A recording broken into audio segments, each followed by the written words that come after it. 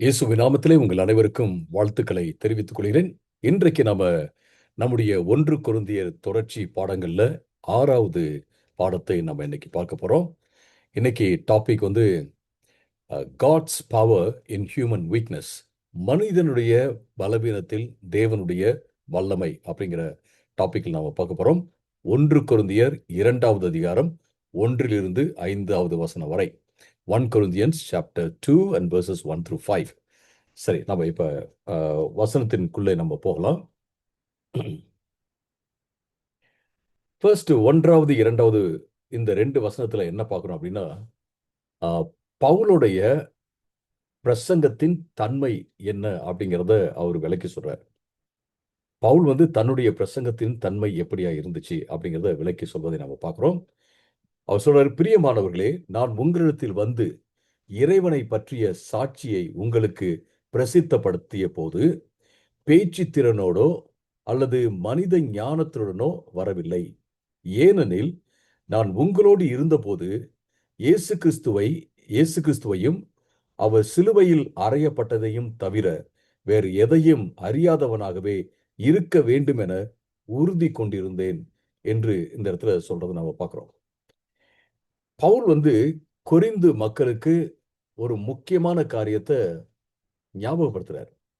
என்ன அப்படின்னா, அவர் வந்து அவங்க கிட்ட போன போது அவர் இந்த உலகத்து மனுஷனுடைய ஞானத்தோட போகல, பேச்சு திறனோட அவர் போகல.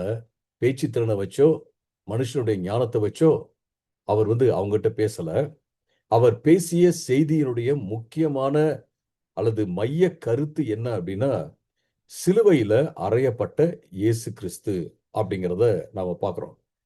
இது வந்து தொடர்ச்சியா பவுல் வந்து பேசிட்டு இருக்கும்போது 1 கொரிந்தியர் 1வது அதிகாரம் 18வது வசனத்திலிருந்து 25வது வசனம் வரை உள்ள அந்த வசனங்கள்ல எப்படி சிலுவையின் செய்திய முன்வைக்கிறாரோ, முக்கியமான ஒரு காரியமாக முன்வைக்கிறாரோ, அதையே திரும்ப இந்த இடத்துல அவர் வலியுறுத்துறத நாம பார்க்கிறோம்.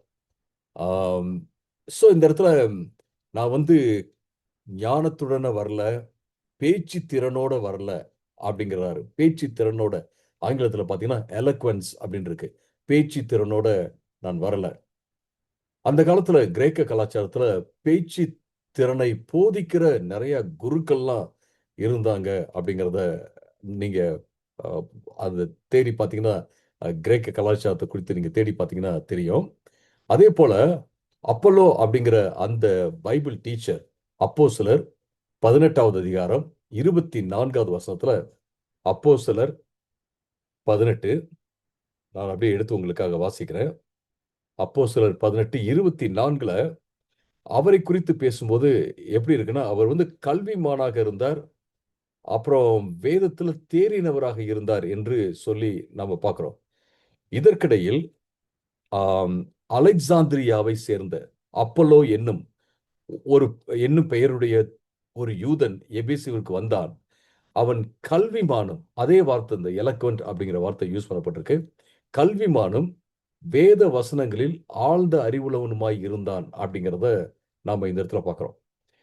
ஆஹ் அப்போலோ அலெக்சாந்திரியாவில் வந்து வராரு. அலெக்சாந்திரியா வந்து ரொம்ப ஃபேமஸ். நீங்க கேள்விப்பட்டிருக்கலாம். அலெக்சாண்ட்ரியாவில் இருந்த ஒரு பெரிய லைப்ரரி இருந்துச்சு அப்படிலாம் கேள்விப்பட்டிருக்கலாம். அங்க வந்து கல்விக்கு அவர்கள் ரொம்ப முக்கியத்துவம் கொடுத்தார்கள் அப்படின்னு நாம கலாச்சாரத்தை படிச்சீங்கன்னா நமக்கு தெரியும். ஸோ அப்போலோ வந்து எலக்வெண்டா இருந்தாரு. இன்ஃபேக்ட் நம்ம என்ன சொல்லலாம் அப்படின்னு கேட்டீங்கன்னா, பவுலும் வந்து இந்த ஆர்குமெண்ட் ஆர்குமெண்ட்ஸ்ல பேச்சு திறன்கள் எல்லாத்துலயுமே அவர் வந்து ட்ரெயின் பண்ணப்பட்டிருந்தார், பயிற்சிவிக்கப்பட்டிருந்தார். ஆனாலும் அவருடைய பேச்சு திறனை நம்பியோ, இந்த மனுஷங்களுடைய ஞானத்தை நம்பியோ, அவர் கொரிந்து பட்டணத்துல போயிட்டு அந்த மக்களுக்கு தேவ செய்தியை கொடுக்கல.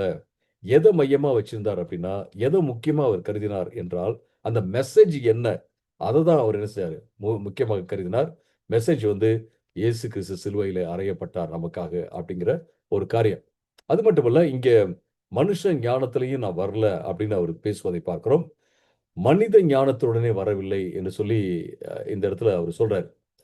ஆ மனுஷனுடைய ஞானம் அப்படிங்கிறது, இந்த உலகத்துல மனுஷன் வந்து சரி என்று அவன் நினைக்கிற ஒரு காரியம். அதற்கு அவன் உருவாக்கும் சில ரீசனிங் அல்லது உருவாக்கும் அ காரணங்கள் அப்படின்னு நம்ம சொல்லலாம். மனுஷனுடைய தத்துவம் அப்படின்னு நம்ம சொல்லலாம். ஸோ ஆண்டவர் அதாவது ஞானமே வேண்டாம் அப்படின்னு சொல்ல, மனுஷனுக்கு சரியா படுற அந்த ஞானம், அதை கொண்டு வரவில்லை அப்படின்னு சொல்லிட்டு அவர் சொல்றத பார்க்கிறோம். அவருக்கு தெரிஞ்சதெல்லாம் ஒண்ணே ஒண்ணு தான். He resolved to know nothing. அவர் வந்து தீர்மானம் எடுத்தார். இத தவிர நான் எதையும் நான் தெரிஞ்சுக்க கூடாது அப்படின்னு தீர்மானம் எடுத்தார். அது என்ன அப்படின்னா, இயேசு கிறிஸ்து ஆ மற்றும் அவர் வந்து சிலுவையிலே அறையப்பட்டது அப்படிங்கிறத நாம பார்க்கிறோம். ஆம்.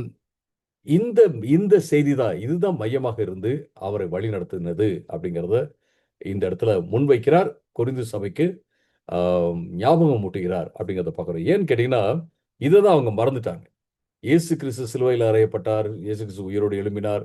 அந்த காஸ்பல் மெசேஜ் உடைய மையம் என்னங்கிறத அவங்க மறந்துட்டாங்க. மீண்டுமாக அவர் வலியுறுத்துறத நம்ம பார்க்கிறோம். இதுல நம்ம பார்க்கிற முக்கியமான இறையியல் கருத்துக்கள் என்ன அப்படின்னா, "the gospel is not one truth among many." பல்வேறு கருத்துகள், சத்தியங்கள் இந்த உலகத்துல இருக்கு. அந்த சத்தியங்கள்ல ஒன்று சுவிசேஷம் கிடையாது. சுவிசேஷம் தான் சத்தியம் அப்படிங்கிறத நாம மிக தெளிவாக புரிந்து கொள்ள வேண்டும். அததான் இந்த இடத்துல பவுல் வலியுறுத்துறாரு அப்படிங்கிறத நம்ம பார்க்கலாம். கலாத்தியர் 6வது அதிகாரத்துல 14வது வசனம். கலாத்தியர் 6:14 இப்படியாக பவுல் சொல்றாரு. 14 நானோ நம்முடைய கர்த்தராகிய இயேசு கிறிஸ்துவின் சிலுவையை தவிர வேறு எதை குறித்தும் பெருமை கொள்வது வேண்டாம். என்னை பொறுத்தவரையில் அந்த சிலுவையில் உலகத்தின் கவர்ச்சிகரமான யாவும் அறையப்பட்டவைகளாக இருக்கின்றன. இந்த உலகத்தின் செயற்பாடுகளை பொறுத்தவரையில் நானும் சிலுவையில் அறையப்பட்டவனாகவே இருக்கிறேன் அப்படின்னு சொல்றத நம்ம பார்க்கிறோம். அதாவது சிலுவையில இயேசு கிறிஸ்து மரித்தார் அப்படிங்கிறது, நாமளும் சிலுவையில அறையப்பட்டிருக்கோம். நாமளும் என்ன செஞ்சிருக்கோம், ஆ நம்முடைய பழைய மனுஷன் வந்து இறந்து போயிட்டான் அப்படிங்கிறத அவர் சொல்றாரு. சி அ இது வந்து ஒரு மெசேஜ் மட்டும் இல்ல. இயேசு கிறிஸ்து சிலுவையிலே நமக்காக மரித்தார் அப்படிங்கிறது நாம சொல்ற செய்தி மட்டும் கிடையாது. இது நம்ம வாழ்க்கையில அப்பியாசப்படுத்த வேண்டிய ஒரு செய்தி அப்படிங்கிறத அவர் இந்த இடத்துல சொல்றத நாம பார்க்கிறோம். காஸ்பல் சுவிசேஷம் தான் உண்மையான சத்தியம் அப்படிங்கிறத அவர் சொல்றாரு. இந்த சுவிசேஷம் தான் தேவனுடைய ஞானத்தை வெளிப்படுத்துகிறது அப்படிங்கிறதையும் முன்னாடியிலிருந்து அவர் சொல்லிக்கிட்டே வரத பார்க்கிறோம். ஆ அப்படின்னா, ஆ இயேசு கிறிஸ்து வந்து இயேசு கிறிஸ்து ஒரு செய்தியினுடைய மையம் மட்டுமல்ல, வாழ்க்கையினுடைய மையமாக இருக்கிறார் அப்படிங்கிறத தான் இங்க முன்வைக்கிறார். இங்க இந்த உலகத்துல அட்ராக்டிவா இருக்கிறது, கவர்ச்சியா இருக்கிறது எல்லாமே சிலுவையில அறையப்பட்டு விட்டது அப்படின்றத பார்க்கிறோம். அதாவது நாம் பேசும்போது, ஆ நான் வந்து இயேசுவ மையமா வச்சு பேசணும் அப்படிங்கிறது மட்டும் இல்ல. நான் வாழும்போதும் இயேசுவ மையமாக வைத்து வாழ வேண்டும் அப்படிங்கிறத அவர் சொல்றார். இதிலிருந்து நம்முடைய வாழ்க்கைக்கு அப்ளை பண்றதுக்கு என்ன மாரியான காரியங்கள்லாம் நம்ம கற்றுக்கொள்ளலாம்? ஃபர்ஸ்ட் நம்ம கற்றுக்கொள்ற காரியம் என்னன்னா, நாம இயேசு கிறிஸ்துவையும், சிலுவையையும் நம்முடைய விசுவாசம் மற்றும் போதனைகள்ல மிக, மிக முக்கியமான ஒரு காரியமாக, மையமாக அதுதான் எல்லாத்தையும் ஆ அதாவது ஆண்டு கொள்ளும் ஒரு காரியமாக வைக்கிறது ரொம்ப இம்பார்ட்டன்ட்டான ஒரு விஷயம். அத நம்ம செகண்டரியா நம்ம வைக்கவே கூடாது அப்படிங்கிறத நம்ம பார்க்கிறோம்.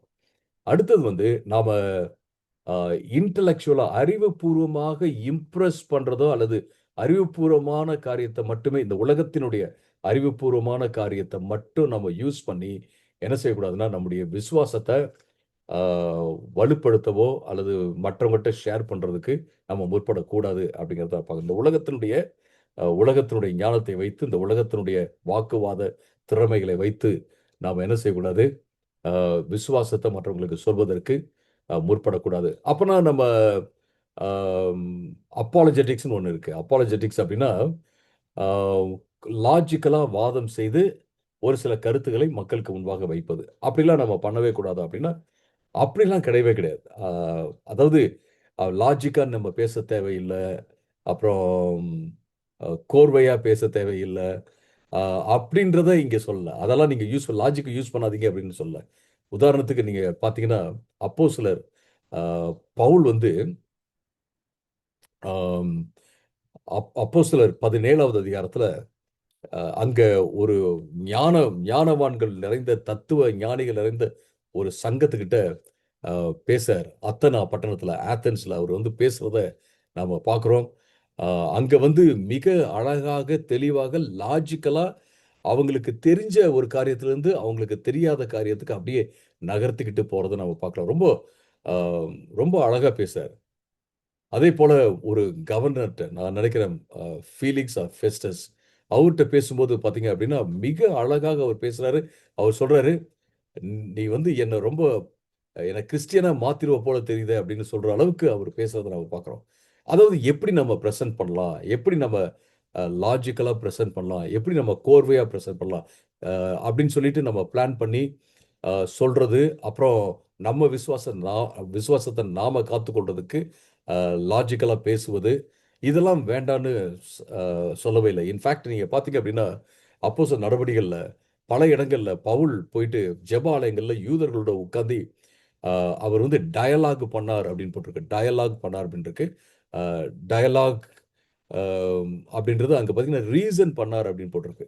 அவர்களோடு கூட அவர் உட்கார்ந்து தான் என்ன விசுவாசிக்கிறோம், வசு விஸ் விஸ் விசுவாசித்தார் அப்படிங்கிறத அவர்களோட மிக தெளிவாக, லாஜிக்கலா அவங்களுக்கு புரியிற மாரி பேசுறத நம்ம பார்க்கிறோம். பட் இவைகளை நம்பி நம்ம இந்த லாஜிக்கையோ அல்லது மற்றதையோ நம்பி நம்ம போறோமா? இல்ல. கிறிஸ்துவ தான் நாம் நம்பி போறோம் அப்படிங்கிறத பார்க்கிறோம். பரிசுத்த ஆவியானவரை நம்பி போகிறோம் அப்படிங்கிறத நம்ம தெளிவாக புரிந்து கொள்வது மிக மிக முக்கியமான ஒரு காரியம். ஆம், அதுல ரொம்ப முக்கியமானது இங்க என்னன்னு கேட்டீங்கன்னா, எல்லா பிரீச்சிங்கும், எல்லா பிரசங்கமும், எல்லா உபதேசமும் இயேசு கிறிஸ்துவை நோக்கி செல்ல வேண்டும். இயேசு கிறிஸ்துவை சுட்டி காண்பிக்கிறதாக, பாயிண்ட் பண்றதாக இருக்க வேண்டும் அப்படிங்கிறத நம்ம இந்த இடத்துல பார்க்கிறோம். அடுத்தது நம்ம 3வது வசனத்த வாசிக்கும்போது, நம்ம மறுபடியும் 1 கொரிந்தியருக்கு போயலாம். 1 கொரிந்தியர் 2வது அதிகாரம் 3வது வசனத்துல நாம வா வாசிக்கலாம். அப்போ பார்த்தீங்கன்னா, 3வது வசனத்துல, "நான் உங்களிடத்தில் பலவீனத்தோடும், பயத்தோடும், மிகுந்த நடுக்கத்துடனே வந்தேன்." நான் உங்களிடத்தில் பலவீனத்தோடும், பயத்தோடும், மிகுந்த நடுக்கத்துடனுமே வந்தேன் என்று அவர் சொல்றப்ப, "I came to you in weakness with great fear and trembling" அப்படின்னு சொல்றத நம்ம பார்க்கிறோம். இங்க பலவீனத்தோட வந்தேன் அப்படின்னு சொல்றாரு. அப்படின்னா என்ன அர்த்தம்? பலவீனத்தோட வந்தேன் அப்படின்னா என்ன அர்த்தம்? ஆ ஒருவேளை அவர் வந்து ஆ ஏதோ ஒரு சுகவீனம், அ உடல் ரீதியான சரீர சுகவீனத்தோட அவர்களிடத்துல போயிருக்கிறதுக்கு வாய்ப்பு இருக்கு அப்படிங்கிறத பார்க்கிறோம். கலாத்தியர் 4வது அதிகாரத்துல கலாத்தியர் 4வது அதிகாரம், ஆ கலாத்தியர் 4வது அதிகாரம் 13, 14ல கலாத்தியர் 4, 13, 14 நீங்கள் அறிந்திருக்கிறபடி என் வியாதியின் காரணமாகவே முதலில் நான் உங்களுக்கு நற்செய்தியை பிரசங்கித்தேன் அப்படின்னு சொல்றத பார்க்கிறோம். என்னுடைய வியாதி உங்களுக்கு பல பாடுகளை உண்டாக்கிய போதும் கூட நீங்கள் என்னை வெறுப்புடன் நடத்தவும் இல்லை, என்னை புறக்கணிக்கவும் இல்லை. ஆனால் என்னை இறைவனின் தூதனைப் போல வரவேற்றீர்கள். இயேசு கிறிஸ்துவை வரவேற்பது போல வரவேற்றீர்கள் என்று கூட சொல்லுவேன் அப்படின்னு சொல்றாரு. ஸோ இது போல அவர் வந்து ஒரு வியாதியோடு கூட போயிருக்கிறதுக்கு வாய்ப்பு இருக்கு. அ அப்படின்ட்டு அ பார்க்கலாம். ஸோ இந்த இடத்துல பலவீனத்தோட அவர் போறாரு. ஆம் நடுக்கத்தோட போறாரு. ஆ தான் மேல கான்ஃபிடன்ஸ் வைக்காம, தன் மேல வந்து நம்பிக்கை வைக்காம, ஆண்டவர் மட்டுமே நம்பி அவர் போறாரு அப்படிங்கிறத நாம பார்க்கலாம். ஆ அது மட்டும் இல்லாம நீங்க ஆ அப்போஸ்தலர் அப்போஸ்தலர் நடபடிகள் அப்போஸ்தலர் நடபடிகள் 18வது அதிகாரம். 18, 9, 10 அங்க வாசிச்சீங்கன்னா, அப்போஸ்தலர் நடபடிகள் 18, 9, 10 ஒரு இரவில் கர்த்தர் பவுலுடன் தரிசனத்தின் மூலம் பேசினார். அவர் அவனிடம் பயப்படாதே, பேசிக்கொண்டே இரு, மௌனமாய் இராதே. ஏனெனில் நான் உன்னுடனே கூட இருக்கிறேன். ஒருவனும் உன்னை தாக்கப் போவதும் இல்லை. உனக்கு தீங்கு செய்யப் போவதும் இல்லை. ஏனெனில் இந்த பட்டணத்தில் எனக்குரிய அநேக மக்கள் இருக்கிறார்கள் என்றார். அப்படிங்கிறத நம்ம பார்க்கிறோம். ஆண்டவர் வந்து சில இடங்கள்ல ஊழியத்துல அ பவுல் போகும்போது, அங்க அவருக்கு பயம் இருந்திருக்கிறதுக்கு வாய்ப்பு இருக்கு. அதுதான் இங்க பார்க்கிறோம். ஏனெனில் நான் உன்னுடனே கூட இருக்கிறேன். ஒருவனும் உன்னை தாக்கப் போவதில்லை. ஒருவனும் உனக்கு தீங்கு செய்யப் போவதில்லை. அப்படின்னு சொல்லிட்டு இங்க சொல்றத நம்ம பார்க்கிறோம். பயப்படாதே, பேசிக்கொண்டே இரு அப்படின்னு சொல்றத நம்ம பார்க்கிறோம். ஆ ஆண்டவர் வந்து தேவதூதன் மூலமாக சொல்றத நம்ம பார்க்கிறோம். ஸோ இப்படி பயத்தோட என்ன நடக்கும் ஊழியத்துல அப்படின்னு தெரியாத ஒரு சூழல்ல, ஆ அப்புறம் ஒருவேளை அவருக்கு வந்து ஒரு சுகவீனம் இருந்திருக்கலாம், வியாதி இருந்திருக்கலாம். அதோடு கூட தான் அவர் போறாரு அப்படிங்கிறத நம்ம பார்க்கிறோம். ஆம், ஆனாலும் அவர் மூலமாக ஆண்டவர் என்ன செய்றாரு? வேலை செய்கிறார் அப்படிங்கிறத நம்ம மிக தெளிவாக பார்க்கலாம். நீங்க அ மோசேயுடைய அ வரலாற நீங்க பார்த்தீங்க அப்படின்னா, மோசே பலவீனமான ஒருத்தரா இருந்தாரு. பேச்சு திறமை கூட இல்ல அப்படின்னு சொல்லிட்டு அவர் வந்து ஆண்டவர்ட்ட சொல்றத நம்ம பார்க்கிறோம். அப்ப ஆண்டவர் என்ன செய்றாரு? அவருடைய பலத்த குடுத்து அவர அனுப்புறத நம்ம பார்க்கிறோம். நான் உன்னோடு கூட இருக்கிறேன் அப்படின்னு சொல்லி அனுப்புறத நம்ம பார்க்கிறோம். கிதியோனும் ஆண்டவர்ட்ட வந்து சொல்றாரு, நான் வந்து இருக்கிற அந்த கோத்திரத்திலேயே ஒரு சின்ன கோத்திரத்து ஆளு. நான் எப்படி இந்த மீதியானவர்கள போயிட்டு நான் அடிக்க முடியும் அப்படின்னு சொல்றாரு. ஆண்டவர் என்ன செய்றாரு? "நீ இருக்கிற பலத்தோட போ" அப்படின்னு சொல்றத நாம பார்க்கிறோம். நாம நம்முடைய பலத்த சார்ந்து கிடையாது. ஆண்டவருடைய பலத்த சார்ந்து எதையும் ஆ செய்ய முடியும். ஆண்டவர் கொடுக்கிற காரியத்த, ஆண்டவர் சொல்லும் காரியத்த நாம செய்ய முடியும். ஆண்டவருக்காக சேவை செய்ய முடியும். அப்படிங்கிறத நாம மிக தெளிவாக புரிந்து கொள்றது ரொம்ப முக்கியம். அததான் இந்த இடத்துல அவர் வந்து முன்வைக்கிறார். இந்த மக்களுக்கு முன்பாக வைக்கிறார். நான் வந்து பயத்தோட, நடுக்கத்தோட, பலவீனத்தோட தான் நான் உங்ககிட்ட வந்தேன் அப்படின்னு சொல்றத பார்க்கிறோம். ஆனா அந்த பலவீனத்தோட அ போன அ பவுல் வந்து யார குறித்து பிரசங்கம் பண்றாரு? பலம் நிறைந்த, வல்லமை உள்ள, எல்லா அதிகாரத்தையும் பெற்ற, சிலுவையிலே அறையப்பட்டு உயிரோடு எழும்பின மேசியாவை குறித்து அவர் வந்து பேசுறாரு அப்படிங்கிறத நம்ம பார்க்கிறோம். ஏன்னா, காஸ்பலுக்கு அவ்வளோ பவர் இருக்கு. சுவிசேஷத்திற்கு வல்லமை இருக்கிறது அப்படிங்கிறத நம்ம பார்க்கிறோம். இதிலிருந்து நம்ம கற்றுக்கொள்வது என்ன அப்படின்னு கேட்டீங்கன்னா, ஆண்டவர் வந்து நம்முடைய நம்முடைய மனித பலவீனத்தின் ஊடே கூட அவர் வேலை செய்ய முடியும் அப்படிங்கிறத பார்க்கிறோம். நமக்கு வந்து பலவீனம் இருக்கிறது. மனிதர்களுக்கு பல்வேறு பலவீனங்கள் இருக்கு. ஆனா, அதனூடயே என்ன செய்வாரு. ஆண்டவர் வந்து அ வேலை செய்வார் அப்படிங்கிறத நாம பார்க்கிறோம். ஸோ நெறைய மிஷனரிகள நான் பார்த்திருக்கிறேன். அவர்கள் வந்து ரொம்ப பலவீனம் அடைந்தவர்களாக இருப்பாங்க. அ ஆனா சபைகளை ஸ்தாபிப்பாங்க. பல்வேறு ஊழியங்கள அவங்க வந்து அ வல்லமையோட தேவனுடைய வல்லமையில செய்கிறத நான் பார்த்திருக்கேன். நீங்களும் பார்த்திருக்கீங்க. அது எத காண்பிக்குது அப்படின்னா, நம்முடைய அ பலம் அல்ல. சிலர்லாம் பார்த்தீங்கன்னா, அவ்வளோக்கா அவங்களுக்கு பேச வராது. நெறைய ஆத்துமாக்கள அவங்க கொண்டு வருவாங்க. நானே யோசிப்பேன். அவங்க என்ன சொல்றாங்கன்னு தெரியலையே! அது வந்து ஆண்டவர் கொடுக்கிற ஒரு வரம் அப்டின்ட்டு நான் சொல்வேன். அவர்கள் அவர்கள் வந்து அங்க போய் பேசுறது இயேசு கிறிஸ்துவை குறித்து அவங்க பேசுறாங்க. அத வந்து ஆண்டவர் ஆசீர்வதிக்கிறார் அப்டிங்கிறது தான் நம்ம இங்க பார்க்குற விஷயம். ஸோ ஊழியம் என்பது ஆண்டவருக்கு சேவை செய்வது என்பது செல்ஃப் கான்ஃபிடன்ஸ் அ பற்றிய ஒரு காரியம் கிடையாது. அதாவது நம்ம தன்னம்பிக்கை, தன்னை சார்ந்து எவ்வளவு இருக்கிறோம், தன்னை எவ்வளவு நம்புகிறோம் அப்படிங்கிறத பொறுத்த ஒரு காரியம் அல்ல.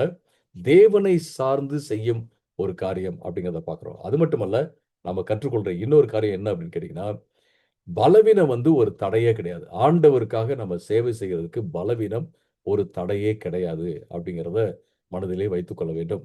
ஸோ நம்ம வாழ்க்கையில எப்படி இந்த காரியங்கள அப்ளை பண்ணலாம்? ஒரு நாளும் don't wait to feel strong enough before serving God. ஆண்டவருக்கு வேலை செய்யறதுக்கு முன்பாக, ஆண்டவருக்கு சேவை செய்யறதுக்கு முன்பாக, ஆண்டவர் சொன்ன காரியத்த ஆண்டவர் வந்து ஒரு காரியத்த நம்மகிட்ட சொல்றாருன்னா, அத செய்யறதுக்கு முன்பாக, நான் வந்து அப்படியே முழு பெலன அடைஞ்சிட்டு தான் நான் போவேன். அப்படின்னு சொல்லிட்டு நம்ம சொல்லக்கூடாது. நாம நம்ம போய் விசுவாசத்துல அந்த வேலையில இறங்கும்போது, ஆண்டவர் நிச்சயமாக நமக்கு பலத்த குடுப்பாரு. ஏன்னா, நம்முடைய பலம் இல்ல, ஆண்டவருடைய பலம் அப்படிங்கிறத நம்ம பார்க்கிறோம். நமக்கு பலவீனங்கள் இருக்கிறதா? நமக்கு சில வரம்புகள் இருக்கா? லிமிட்டேஷன்ஸ் இருக்கா? அந்த லிமிட்டேஷன்ஸையும் ஆண்டவர் வந்து அ ஆண்டவருக்கு வேலை செய்வதற்கான ஒரு வாய்ப்பாக மாற்றுவார் என்பதுல எந்த சந்தேகமும் இல்ல. அது மட்டுமல்ல, நம்ம அ சொந்த பலத்த சார்ந்து இல்லாம, தாழ்மையோட ஆண்டவருடைய ஊழியத்துல பங்கு பெறுவது ரொம்ப ரொம்ப முக்கியமான ஒரு காரியம். அடுத்ததாக 3வதாக நம்ம என்ன பார்க்கிறோம் அப்படின்னா, 4வது வசனத்த நம்ம வாசிக்கலாம். 4வது வசனத்துல, என் செய்தியும் என் பிரசங்கமும் ஞானமும் கவர்ச்சியும் உள்ள வார்த்தைகளாக இருக்கவில்லை, ஆனால் அவை ஆவியானவரின் வல்லமையை வெளிப்படுத்துவதாக இருந்தன. பாருங்க, கவர்ச்சியே என் பிரசங்கம், என்னுடைய செய்தியும் என் பிரசங்கமும் ஞானமும் கவர்ச்சியும் உள்ள வார்த்தைகளாக இருக்கவில்லை, ஆனால் அவை ஆவியானவரின் வல்லமையை வெளிப்படுத்துவதாக இருந்தன அப்படிங்கிறத பார்க்கிறோம். இதை படிக்கும் போது எனக்கு வந்து ஹalleluya praise the Lord என்று சொல்ல வேண்டும் என்று இருக்கிறது. அப்படியே நான் சொல்லுகிறேன். பாருங்க எந்த அளவுக்கு அவர் சொல்றாருன்னு சொல்லிட்டு நீங்க பாருங்க. அவர் நல்ல எஜுகேட்டடான ஆள் தான். சிலர்லாம் சொல்றாங்க 2 PhD கூட பெற்ற ஒரு அந்த அளவுக்கு அவர் படித்த 2 PhDக்கு தகுந்த அளவுக்கு அவர் வந்து படித்திருக்கிறார் அப்படின்னு சொல்லிட்டு நிறைய பேர் சொல்றதை நான் கேட்டிருக்கிறேன். அந்த அளவுக்கு ஒரு ஞானி. கமாலியல் ஒரு பெரிய குரு கிட்ட இருந்து படிச்சவரு. வேத புஸ்தகத்தெல்லாம் கரைச்சு குடிச்சிருக்கிறாரு. இத்தனை புஸ்தகங்கள் அவர் எழுதியிருக்கிறாரு. அவர் சொல்றாரு, நான் வந்து கவர்ச்சியாக இங்க அதாவது ஞானமும் கவர்ச்சியும் கொண்ட வார்த்தைகளை நான் யூஸ் பண்ணி உங்ககிட்ட நான் பிரசங்கம் பண்ணல அப்படின்னு சொல்றதை நான் பார்க்கிறேன். ரெண்டு காரியத்துக்கு இடையில ஒரு வித்தியாசத்தை பவுல் இந்த இடத்துல உருவாக்குவதை பார்க்கிறோம். 2 காரியத்துக்கு இடையில. ஒன்னு வைஸ் அண்ட் பெர்சுவேசிவ் வேர்ட்ஸ். அதாவது என்ன அப்படின்னு கேட்டீங்கன்னா, ஞானமும் கவர்ச்சியும் உள்ள வார்த்தைகள். அப்புறம் 2வது ஒரு காரியத்தை அவர் சொல்றாரு, demonstration of the spirit's power.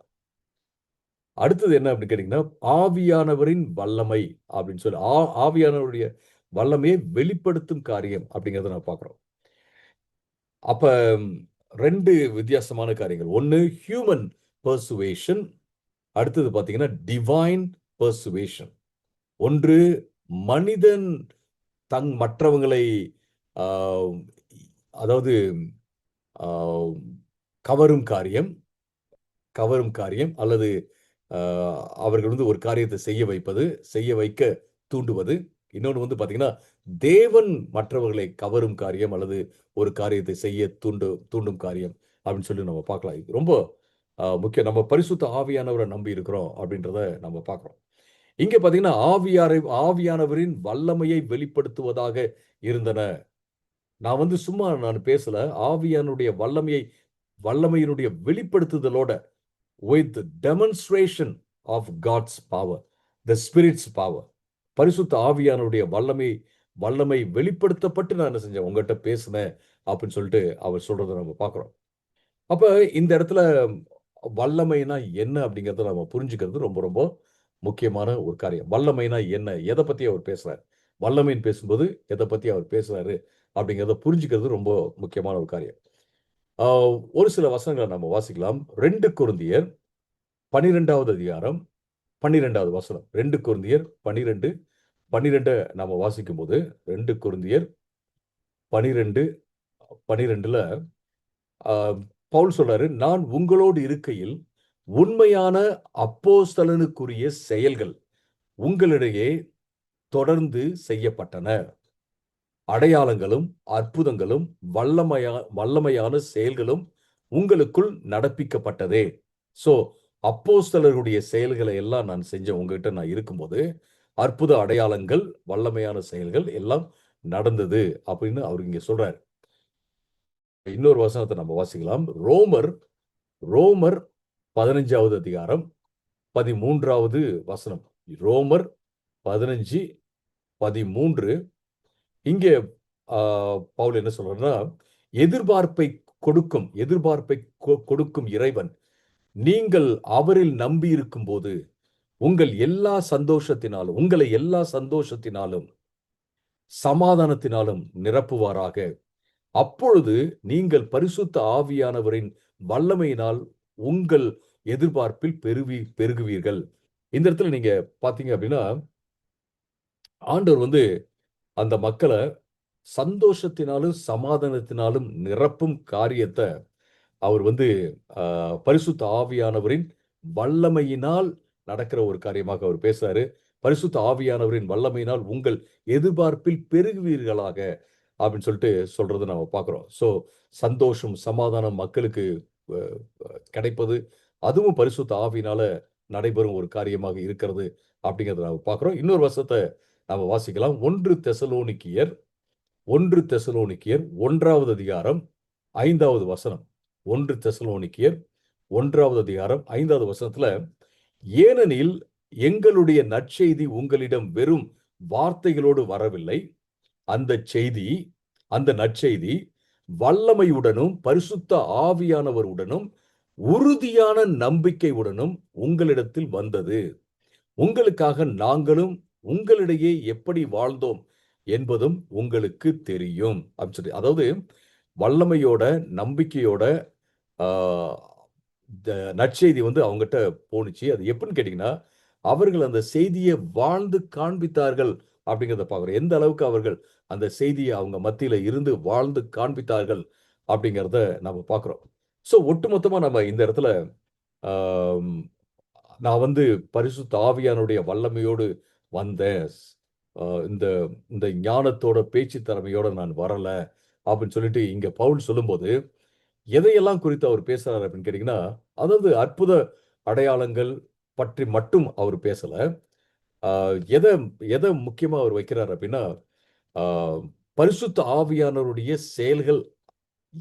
செயல்களை பற்றி அவர் வந்து பொதுவா வைக்கிறாரு. இப்போ பரிசுத்த ஆவியாருடைய செயல்கள்லாம் என்ன? அற்புத அடையாளங்கள் மட்டும் கிடையாது. ஒருத்தவனுடைய வாழ்க்கையை மாற்றுவது, அ சந்தோஷம், சமாதானத்தினால அவங்கள நிரப்புவது, அ அப்புறம் என்னது? அற்புத அடையாளங்கள் இது எல்லாமே அதுல இருக்கு அப்படிங்கிறத நம்ம பார்க்குறோம். ஸோ பல்வேறு நேரங்கள்ல நாம என்ன செய்றோம்னு கேட்டீங்கன்னா, நான் வந்து அ வல்லமையோட நான் வந்தேன். அ சும்மா வெறும் பேச்சுல மட்டும் வரல. அப்படிங்கிற அந்த ஸ்டேட்மெண்ட்ட நாம அற்புத அடையாளங்களுக்காக மட்டும் நம்ம அ அதுக்குள்ள மட்டும் நம்ம பொருத்தி பார்த்துடுறோம். அந்த மாரி இல்லாம, அற்புத அடையாளங்கள் ஆண்டவர் செய்ய மாட்டார்ன்னு சொல்ல. அ definitely I believe in miracles. அற்புத அடையாளங்கள் ஆண்டவர் செய்கிறார். அதற்காக நாம ஜெபம் பண்றோம். நான் ஜெபம் பண்றேன். நம்ம எல்லோரும் ஜெபிக்கிறோம். ஆண்டவர் செய்கிறார். ஆனா, அதுல அதோட நம்ம நிறுத்திறக்கூடாது. ஆ சந்தோஷம், சமாதானம், நம்ம ஆண்டவருடைய வல்லமையினால நமக்குள்ள இருக்கிற அந்த இன்னர் டிரான்ஸ்ஃபர்மேஷன் இருக்குல்ல, நமக்குள்ள ஆண்டவர் உருவாக்கின அந்த மாற்றத்த அ நம்ம வாழ்க்கை மூலமாக வாழ்ந்து காண்பிக்கிறது, அல்லது உள்ளான அந்த மாற்றம் வருவது, பிளஸ் அற்புத அடையாளங்கள் எல்லாமே உள்ளடங்கிய ஒரு காரியம் அப்படிங்கிறத நம்ம பார்க்கிறோம். ஸோ இது ரொம்ப முக்கியமான ஒரு காரியம். டெஃபினெட்லி அ இந்த கொரிந்து மக்கள் வந்து அற்புத அடையாளங்களுக்கு அவங்களுக்கு பஞ்சமே கிடையாது. அத பத்தி ரொம்ப பெருமையா பேசுறாங்க. அவங்க சபைகளிலும் அ அவர்கள் கிளைம் பண்ணாங்க. நெறைய அற்புத அடையாளங்கள் இருக்கிறதாக அவர்கள் வந்து அ பேசினார்கள் அப்படிங்கிறத நம்ம பார்க்கிறோம். தீர்க்க தரிசனம், அந்நிய பாஷை வரங்கள் இதெல்லாம் குறித்து. எனவே நான் என்ன புரிஞ்சுக்கிறேன் அப்படின்னு கேட்டீங்கன்னா, அற்புத அடையாளங்கள மட்டும் சொல்லாம, அத தாண்டி ஒரு காரியத்த சொல்வதற்காக தான் இங்க பரிசுத்த ஆவியானுடைய வல்லமை அப்படிங்கிறத அவர் பேசுறாரு. அதுல வந்து அற்புத அடையாளங்கள் உள்ளடங்கி இருக்கு. அதுதான் அப்படின்னு நாம எடுத்துக்கொள்ள முடியாது என்று நிச்சயமாக தெளிவாக நம்ம பார்க்க முடியுதுன்னு நான் நினைக்கிறேன்.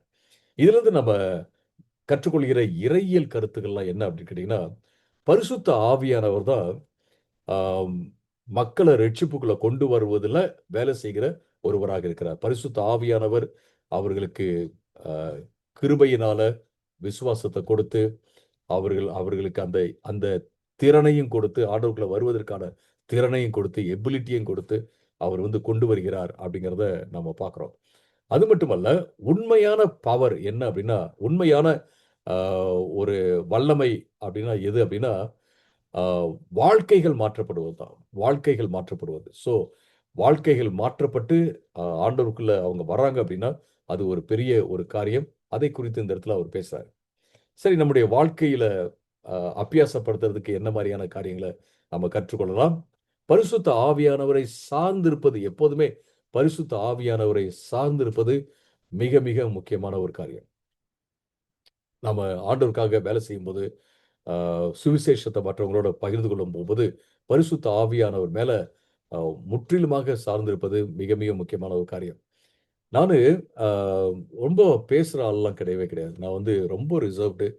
அ ஊழியத்துக்கு போறதுக்கு முன்னாடி பயங்கர இன்னும் ரொம்ப ரொம்ப ரிசர்வ்டு. நான் யார்ட்டயும் அவ்வளோக்கா நான் பேச மாட்டேன்.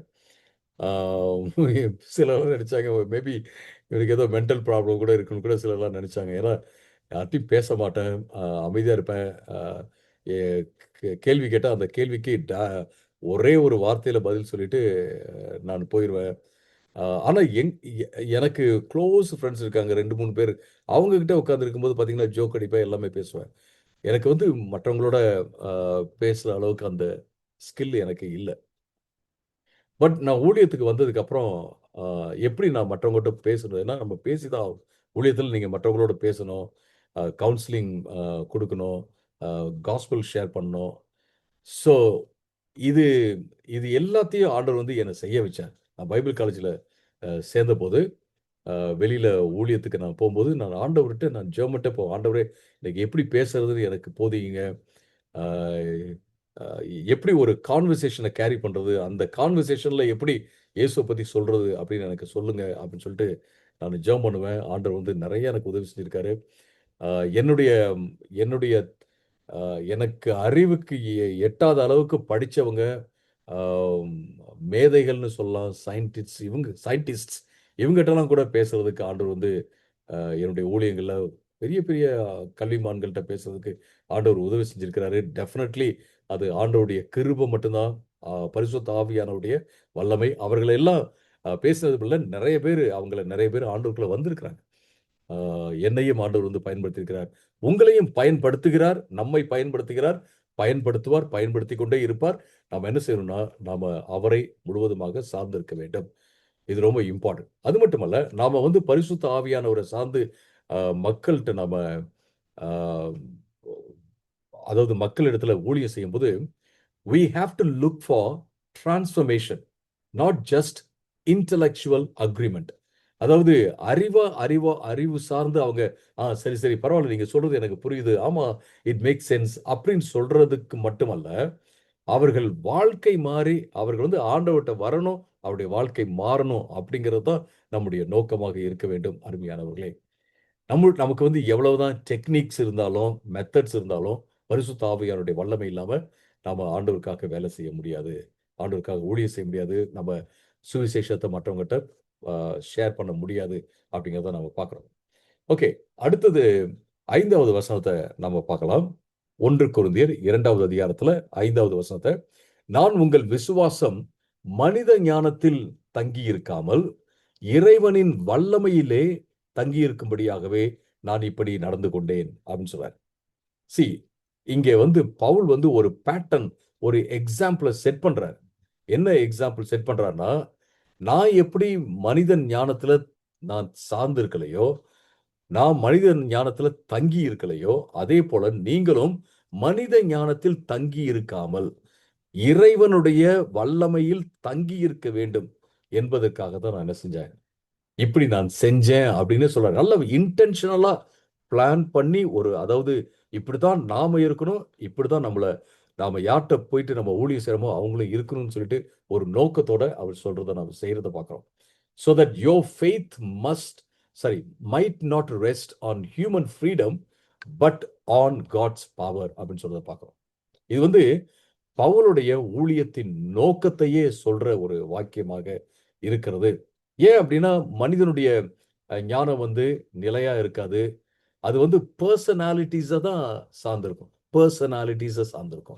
ஆனா தேவனுடைய வல்லமை அப்படிங்கிறது உறுதியானது. அது வந்து தேவனை சார்ந்திருக்கிறது அப்படிங்கிறத பார்க்கிறோம். இப்ப நம்ம என்ன சொல்லலாம், "ஓ! அவரு வந்தாருன்னா, அவரு நல்லா பேசுவாரு" அப்படின்னு நம்ம சொல்லலாம். பட் ஆ தேவனுடைய வல்லமையை சார்ந்திருக்கும்போது, அவரு நல்லா பேசுவார்ன்னு சொல்ல மாட்டோம். ஆண்டவர் நல்லா பேசுவாரு. ஆண்டவர் வந்து நிச்சயமாக பேசுவாரு அப்படின்னு சொல்லுவோம். அதுதான் ரொம்ப ரொம்ப முக்கியமான ஒரு காரியம் அருமையானவர்களே. சங்கீதம் 20 7வது வசனத்த நான் வாசிக்கிறேன். சங்கீதம் 20 7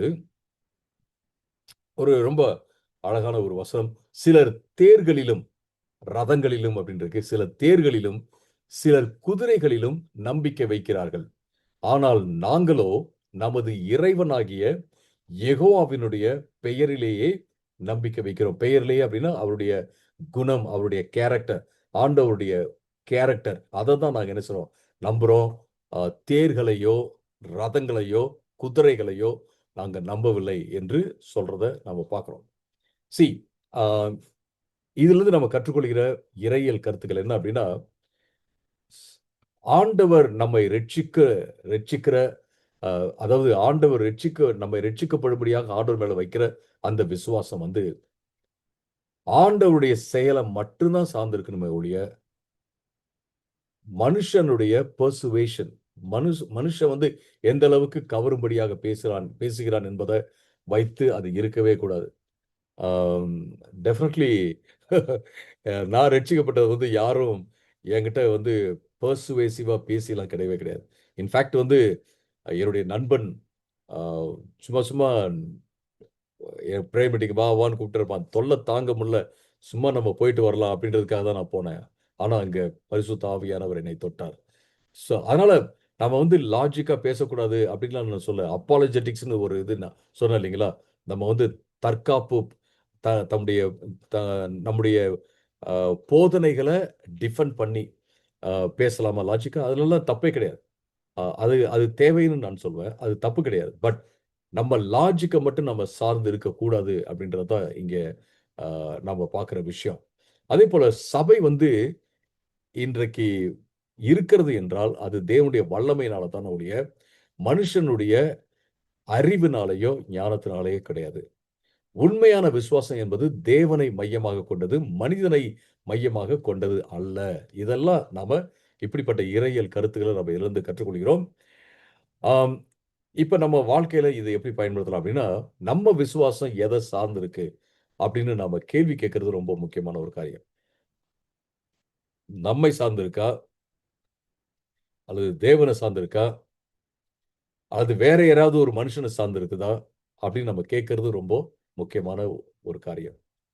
அது மட்டுமல்ல, பிரசங்கிமார்களையோ அல்லது தலைவர்களையோ இயேசு கிறிஸ்துவை காட்டிலும் உயர்த்தி பிடிக்கிற ஒரு காரியத்த நாம தவிர்க்க வேண்டும். அப்படி நீங்க செய்றீங்கன்னு நான் சொல்லல. பட் இன்னைக்கு வந்து உலகத்துல நெறைய பேரு அந்த மாரி செய்றவர்களாக இருக்கிறாங்க. என்னையும் கூட யாரும் வந்து ஆ தூக்கி பிடிக்கவே கூடாது. நானும் ஒரு மனுஷன் இங்க இருக்கிற ஒவ்வொருத்தரும் ஒரு மனுஷன் யாரையுமே நம்ம என்ன சொல்லக்கூடாதுன்னு கேட்டீங்கன்னா, இயேசுவை காட்டிலும் மேல உயர்த்தி எந்த பிரசங்கியார்களையும் சரி, எந்த தலைவர்களையும் சரி, எந்த சுவிசேஷகர்களையும் நம்ம வைக்கவே கூடாது. அது மிக, மிக முக்கியமான ஒரு காரியம். அது மட்டுமல்ல, நம்முடைய விசுவாசத்த ஆண்டவரை சார்ந்து நாம கட்ட வேண்டும். ஆண்டவரை சார்ந்து அப்படின்னா, வேத வசனத்தை சார்ந்து, வேத வசனத்தின் மூலமாக, ஜெபத்தின் மூலமாக ஆண்டவரை சார்ந்து கட்டுவது மிக, மிக முக்கியமான ஒரு காரியம்.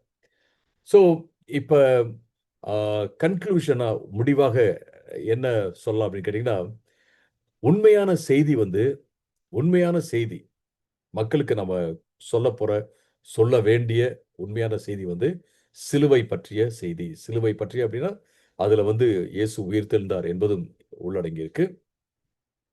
ஆனா சொல்லுகிறவர் வந்து வீக்கா இருக்கலாம். பலவீனமா இருக்கலாம். அப்படின்னா, பாவம் செய்கிறத குறித்து சொல்ல சிலர்லாம் பார்த்தீங்கன்னா, அ எனக்கு இந்த பலவீனம் இருக்குங்க. என்ன பண்றதுன்னு சொல்லிட்டு பாவத்த குறித்து பேசுவாங்க. அந்த பாவத்த குறித்து இல்ல.